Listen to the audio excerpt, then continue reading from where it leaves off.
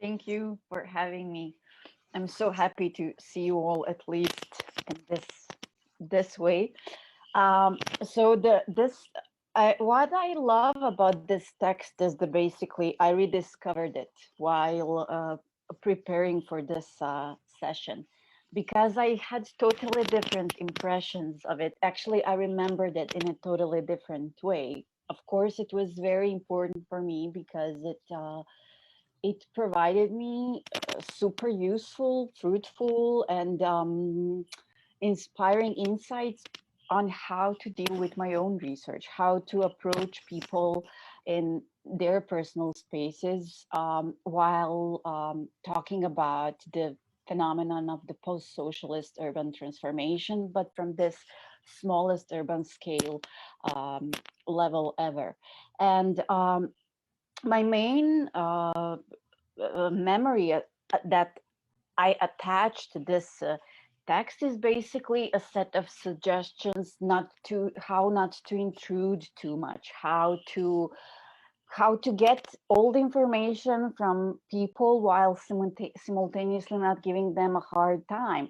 However, this text works on so many different levels that I now get to discover all over again. And it first and foremost uses a personal work and research experience of Cruces as an excuse to really to shed a light on these very important topics. So the text is basically it is based on the findings of his research on the cosmopolis of Madrid.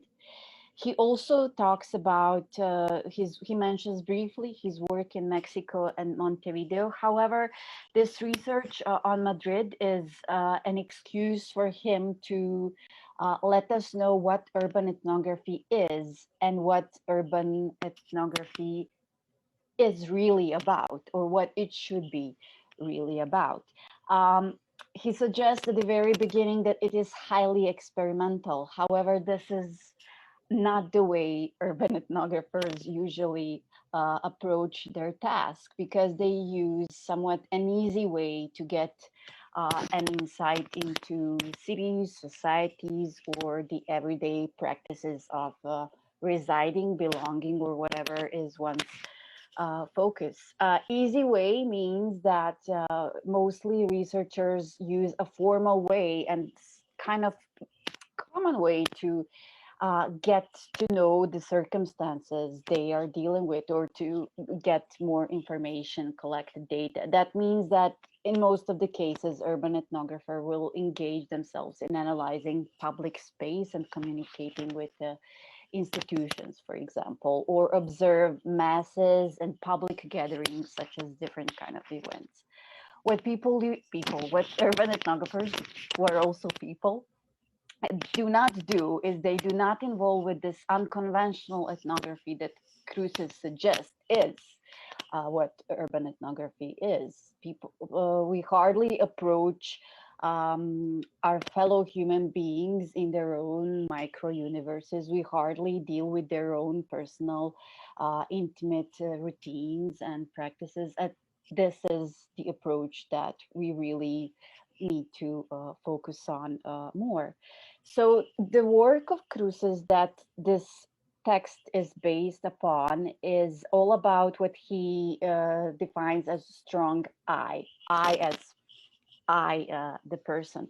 So he talks about series of workshops that he was involved in. Actually, he invited people to participate in, and all of these people, of course, have their own personal beliefs and convictions that they shared with Cruces and his research team. So basically, he uses this the storytelling as the approach. This is where I get the inspiration to do the storytelling of mine.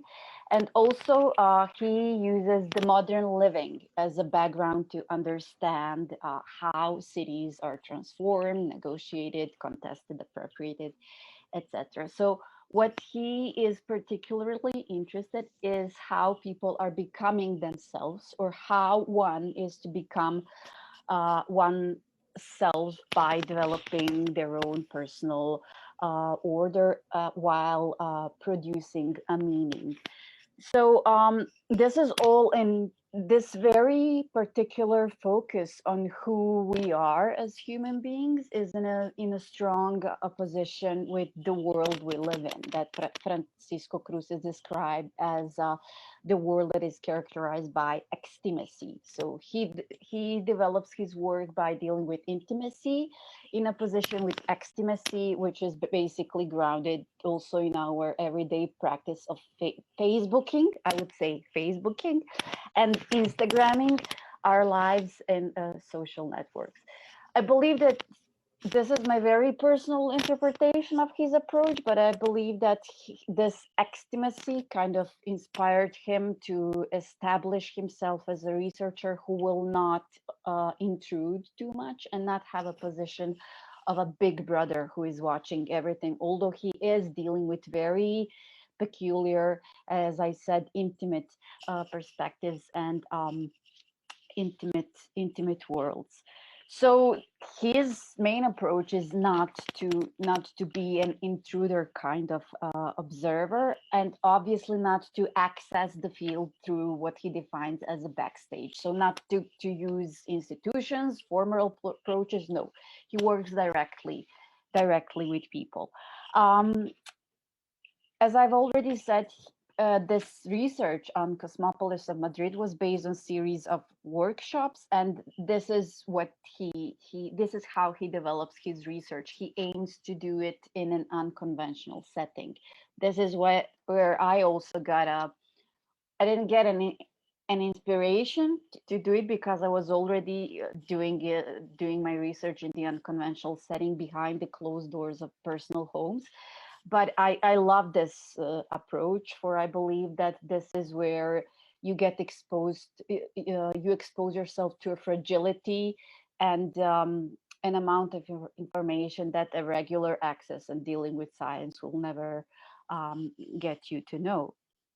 Uh, there are beautiful, so the text itself works on so many different layers. I would say that obviously it introduces urban ethnography on a whole different perspective. It introduces a set of different methods. It propagates working with people, engaging in their own micro world settings. And what I love a lot about this text is that these micro settings, for example, personal homes, is something that Cruces propagates. The inner space of houses, the objects that are within our homes that we involve ourselves on a daily basis. This is what he believes are an additional layer, separate voices through which we can understand more what he defines as urban symphony.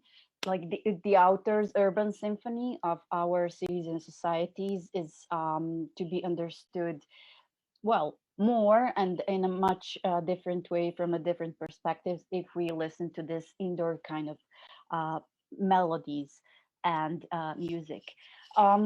Cruz's work is, according to his own definition of co-authorial nature.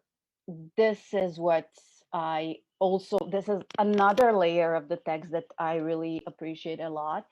And in my own interpretation, this kind of approach where researcher is not only a researcher, but is a person who asks questions, simultaneously listens, answers. So is an author, is a user, with everybody in a conversation, alternating between these roles. This is what I love the most about this research, I believe, because this position where you when a researcher finds themselves taking on this decision that they are not an author, they're not the author, they are a co-author. I believe that this allows you not to have the final say and not to reach a consensus, which is a beautiful way to start a conversation that is open and never ending. So this is what allows you, this is what allowed me, like, not to deal with my work in terms of reaching for a proper scientific conclusion. No, this is what allowed me to add more of an understanding to human lives and how these contribute to whatever our cities and societies look like today. So basically, Cruces' work is all about storytelling, and these sets of workshops he is propagating as approach is about collecting the short stories of the self.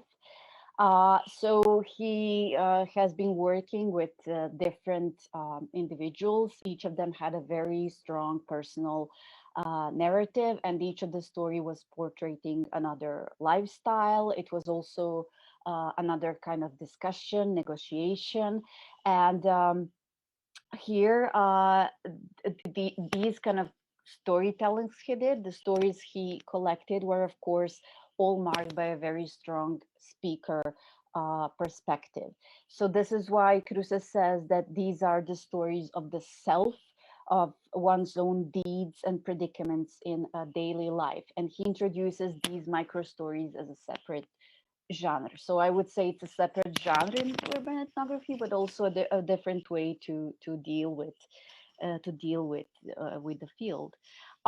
What is very particular about regarding this approach that usually stories have form and stories have structure, but with these micro narratives, it's not that the structure matters, because these kind of personal stories that one gets to collect spontaneously, they have their own rhythm, and it's not even the form matters, but the form is something that you cannot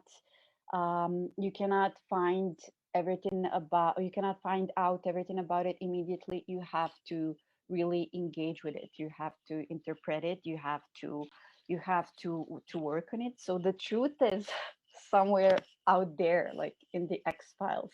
The truth is out there. And one of the innovative methods regarding these collection of personal stories and histories in and the workshops, I love this idea about suggesting people to write their own micro stories in form of tweets, which in the time that this text was written were limited to 140 characters. I found out recently that now the limit is a bit, I think it's about 200 characters. So I think this is also a very clever approach to make people say a lot about them without exposing them directly. With, they can kind of keep their identity. I mean, they cannot reveal their face. So basically, I think this is also a very intelligent way to get like all the peculiar private kind of information, and allow people simultaneously not to expose themselves too much. Um, Tweets, workshops, and all of these stories are of a personal character that Cruces defines as exchange. So this is not an ordinary interview where you expose, as a researcher, where you expose a person to a set of very structured questions. This is a conversation, this is a dialogue, but it's a very peculiar exchange that is a kind of has its own rhythm, and it unfolds in accordance with a person that you're talking to, with accordance to the rhythm of their own personality, I'd say. And the structure of these kind of conversations is always in the making. So they are very spontaneous, and as Cruces says, they are made to present. They are more made to present than to represent. Um, what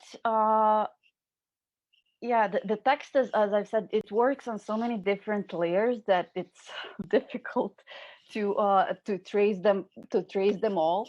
But there are super interesting insights from this field work, that where Cruces, for example, describes what a good life is, what this modern living stands for. Um, it, on the one hand, includes such commodities and well, for some people, probably it is a matter of luxuries such as comfort, hygiene, enough space, etc., etc. For other people, everything is about TV sets that the family gathers in front of. Cruces says that this is typical for Spanish family. However, I think that this is the routine of the everyday life that each former Yugoslav or post-Yugoslav family does. Like we all gather in front of TV or um, use our laptops or tablets, smartphones, and all of these objects are something that constitutes our identity. So this is another discussion that Cruces introduces in his work. And this is how we fabricate our sense. This is how we also constitute our place belonging, and this is how we establish our not our new. This is how we establish our identity. So yeah, what first layer is what urban ethnography is and how it should look like. Then the second one, how it should be done, how it could be done. Then there are objects and the importance of objects, not only in our daily life, but as a means to add a meaning to our daily life and as means to establish our own identity. And why are these objects important? Because this is, Cruces says that they are not passive, they are not silent, they are the true actants that have a very important role in structuring of a daily life that happens through the dance with these things that we daily engage ourselves in. Also, these objects help us to understand what is home in terms of set of different relations we as humans involve with the objects and with each other. So there is a set of different rituals and practices that can be while doing the storytelling, working one-on-one with people, that can be understood and collected by observing seemingly banal objects such as a laptop or a smartphone a person uses. So on the one hand, probably the first instinct is to react. So what? Like these are ordinary stories. Why are these stories special? He engages in a conversation with people, and so why are they special? Why we should appreciate them as special? uh, for they are most of all very particular, affective, socio-sentimental approach. So basically, this is how a researcher is dealing with feelings, emotions, personal relationships, memories, and structures of sentiments. And I'm reading this because I cannot and I don't want to paraphrase this. This approach brings to the foreground dimensions of intimacy, subjectivity, care, and social reproduction, apparently little ordinary things, which are ultimately the stuff which daily life is made of. So, if you're doing the urban ethnography for the purpose of understanding the daily life and how is it constituted, then you should engage in doing the storytelling of this kind. So this poetics of the self narrative and this poetics of daily life is what is not only the title of this piece. This is a whole another philosophy of how to do research. It is also a research method itself, and there are of course da- danger how do you say like dangers no like shortcomings and threats when doing this kind of research, and I experienced it while while doing my own PhD research, because when you're really in someone else's space, be it a personal house like physical space or dealing with someone's emotions, uh, you have to find a way not only not to intrude, but you have to find a way like how to stop, how to stop participating in a conversation, because sometimes things can get rough. People can get too emotional. In specific cases, they can be, well, not that pleasant. So it's very important to find your own way how to stop and how to direct the conversation further, like how to get all the information that you find essential, but still make it work for everyone. In my particular case, I believe that I found somewhat an easy way because I work visually, so it's always quite easy to navigate the conversation towards taking photographs or making movies. So this is very nice excuse also to prevent situation to go weird if there is a potential for it to happen, and there is always a lot of potential for things to become weird, of course, when you're dealing with personal emotions and and feelings. So basically, this kind of approach, yes, it is risky. However, you get a lot, not only as a researcher but also as a person, because you build a relationship with another person, you based on trust, and it happens that you can also become friends with a person, and then keep visiting their lives for years and years, which is my personal experience. That is impartial, also actually not impartial, but to a large extent inspired by this paper. And I'd say that conclusion of the paper is another layer that brings a totally new understanding of not only what urban ethnography is, maybe, or should be, but what a city is, what a life is. And when you deal with, in my particular case, when dealing with self transformation of dwellings, which are illegal and often done in a very bad way, not only in terms of personal space, but in terms of safety of other inhabitants, for example, it is very easy to label these processes or to label the particular behavior of people exercising uh, their right to the city in this way. It is very easy to label this as, erosion of public virtue. So there is a person who glazed the balcony. This person is breaking the law. So these glazed balconies are horrible. And like, no, this is what the conclusion of the paper is all about. Like, avoid attaching any label, and be very careful prior assigning anything that is within the private domain as something that aims to neglect the common good or is working against the common good. Because what is personal is not only political, it is metropolitan. This is the main message of the article, in a sense that the matters of self, the matters of a private person, and what is individual and what is a personalizing story of any kind is something that should be at the very center of our prospective studies, regardless of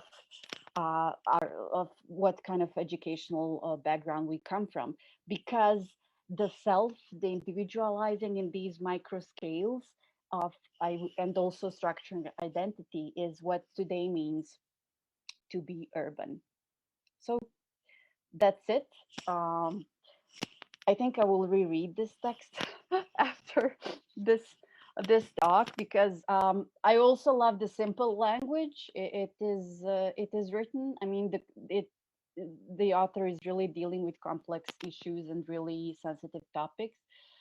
And I also think that this use of simple language is another message how we should deliver our findings and make sure that we are communicating easily and making our work understandable not only to fellow academics but also to people who we are working with, because this work is not only about them, it is for them. So we better watch our language. This is where visual also helps. Thank you.